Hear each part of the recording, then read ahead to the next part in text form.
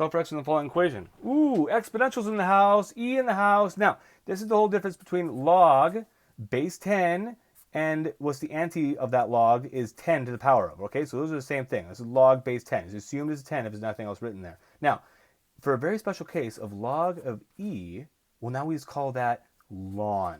Okay, and the base of that is e. Okay, instead of writing log of e, because we use it so very often, we're just going to call it ln. That's the only difference.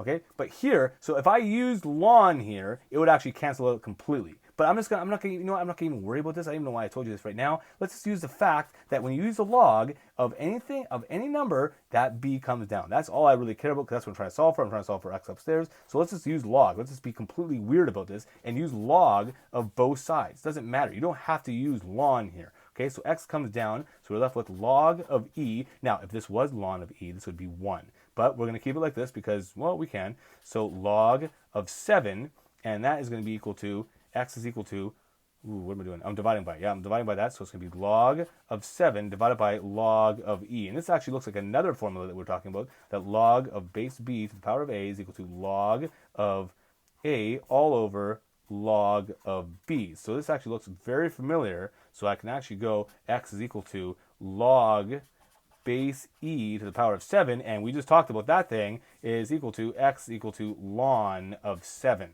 Okay, so we will get there eventually, but it's just hard not to. It's just hard not to. When you deal with e's, you're usually dealing with lns because of this fact right here. And if we started this thing right from the very get go by taking ln of e, ln of both sides, it would have been ln of 7.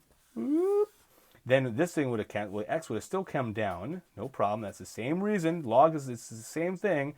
It would have came down for that particular fact of this thing right here. That's why we use logarithms, okay? Because the exponential comes down, okay? Log or ln is the same thing.